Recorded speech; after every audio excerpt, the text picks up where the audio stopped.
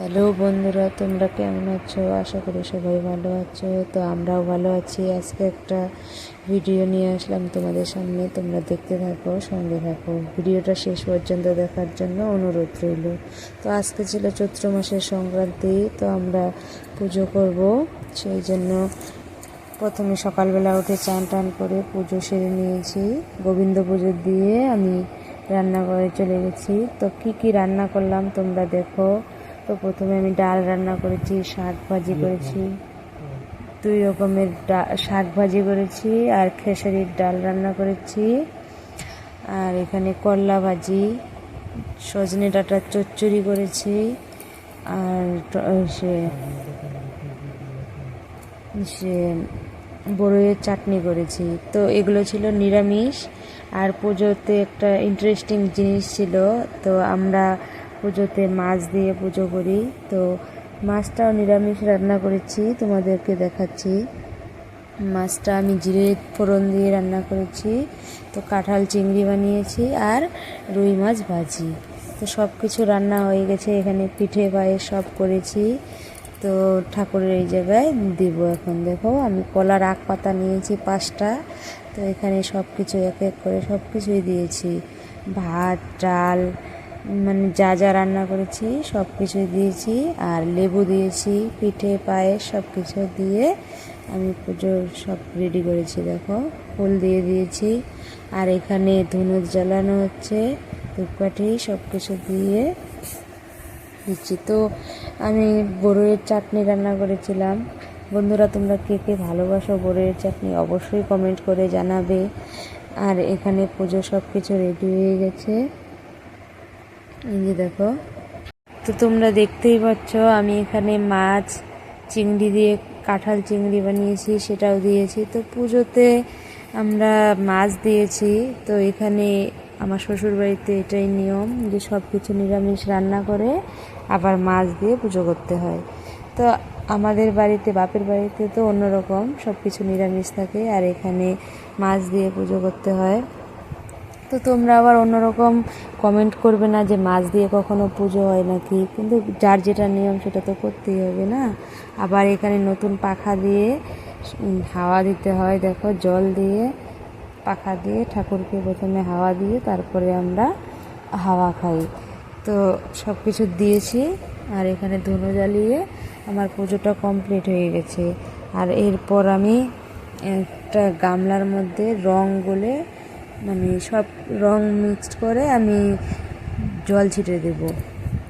তো পুজোটা আমার দেওয়া হয়ে গেছে। এই যে দেখো আমি এখন এই যে রং দিচ্ছি, হাতের মধ্যে নিয়ে দেয়ালে দিচ্ছি। দেখো কি সুন্দর হয়েছে। এই যে এটা আমি সব ঘরে ঘরেই দেব দেয়ালের মধ্যে। তো আমার শ্বশুরবাড়িতে একটু অন্যরকম নিয়ম, মাছ দিয়ে পুজো করতে হয়। আবার এই যে দেখো ওয়ালের মধ্যে রং দিতে হয়। তো আমি এখানে লাল, সবুজ, গোলাপি সব কিছু রং এক জায়গায় মিক্সড করে এই যে হাতের সাহায্যে দিচ্ছি। কিন্তু আমার হাতের অবস্থা দেখো তোমরা কীরকম হয়েছে। এই যে এখন আমার শাশুড়ি মা সব সব জায়গায় দিচ্ছে, বাইরে উঠোনে সব জায়গাতেই ছিটে দিচ্ছে। তো আমার হাতটা দেখো একবার, রঙগুলো কিছুতেই উঠছে না, সাবান দিয়ে ঘষছি তবুও উঠছে না। তো শাশুড়ি মা এই যে গেটের সামনে দিচ্ছে, ছিটে দিচ্ছে। তো যার যেটা নিয়ম সেটা তো করবেই না। তো এখানে সব কিছু দেওয়া হয়ে গেছে। এখন এই যে আরেকটা নিয়ম বাকি ছিল, আতপ চাল। এই আতপ চালটা বাইরে দিতে হয়। এই যে দেখো আমি এই যে বাগানে জল ছিটে দিয়েছি, দিয়ে একটা কলার আখ পাতায় আমি যে আতপ চালটা দিয়ে দিয়েছি, আর একটা ধূপকাঠি জ্বালিয়ে নিয়েছি। এটাও নিয়ম, ওদের জল দিয়ে দিতে হয়। তো দিচ্ছি, নিয়ম তো পালন করতে হবে না, শ্বশুরবাড়িতে বিয়ে হয়ে আসলে অনেক কিছু নিয়মই পালন করতে হয়। তো এই যে দেখো জলটা দিয়ে দিচ্ছি। তো এই জলটা দিয়ে দেওয়ার পরেই আমার সব নিয়ম শেষ হয়ে যাবে। তোমরা দেখতে থাকো। তো বন্ধুরা, আমি এদিকে পুজো করছি, আর ওদিকে আমার মেয়ে ওর ঠাকুমার কাছে ছিল। আজকে প্রায় সারাদিনই ওর পিপি আর ওর ঠাকুমাই রাখলো। ওরা যদি না থাকতো তাহলে হয়তো আমি পুজোটা করতেই পারতাম না। মেয়েটা খুব অত্যাচার করে, দুষ্টামি করে সব সময়। কান্নাকাটি করে। আর এইদিকে এই যে ভাগ্নেও প্রসাদ খাওয়ার জন্য চিল্লাচিল্লি করতেছে। তো দেখো ফাইনালি যে আমি আবার ঘরে চলে আসলাম, আর এদিকে আমার পুজোটা হয়ে গেছে। আর এখানে আমি ছাতু দিয়ে একটা প্রসাদ দিয়েছিলাম, ছাতু, কলা, বুটের ছাতু, পায়রার ছাতু আর খই, আঠিয়া কলা, এগুলো দিয়ে আমি আমি এখন যে প্রসাদটা মাখবো। এই যে দেখো, তো ভাগনা এখানে দাঁড়িয়ে আছে, বলছে মামি তাড়াতাড়ি দাও, প্রসাদ খাবো। আর আমি যে এখানে মাখছি, দেখো প্রসাদটা আমার হাতে রং লেগেই আছে, রংটা উঠলোই না। তো দেখি পরে চেষ্টা করব ওঠে নাকি, সাবান দিয়ে ভালো করে ঘষে তুলতে লাগবে। তো এখানে মাখা হয়ে গেছে প্রসাদ। তো বন্ধুরা, কে কে ছাতুর প্রসাদ ভালোবাসো, দেখো কি সুন্দর হয়েছে, কমেন্ট করে জানাবে অবশ্যই। আর এখানে এই যে ভাইগনা রেডি খাওয়ার জন্য। তো ছাতুর প্রসাদ সবাইকে দিলাম। তারপরে যে আমি যে কলার আখ পাতার মধ্যে প্রসাদগুলো দিয়েছিলাম ওইগুলো সবাইকে দেব। তো দেবাংশীর বাবাকে দিয়েছি, আর ভাইগনাও বসে গেছে। তো ওর বাবা দেখাচ্ছে কী কী দিয়ে খাবে। এখানে শাক ভাজি, পিঠা, তারপরে কাঁঠালের সবজি, আর এই যে ডাল দিয়ে প্রথমে ভাত মাখলো। তো দেখো খাচ্ছে ওদের খাওয়া হয়ে গেলে তারপরে আমরা প্রসাদ খাবো।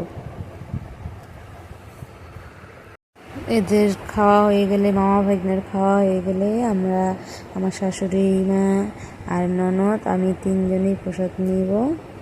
তো বন্ধুরা, আমার ভিডিওটা যদি ভালো লাগে অবশ্যই একটা লাইক, কমেন্ট, শেয়ার করবে। আর আমার পেজটা অবশ্যই ফলো করবে।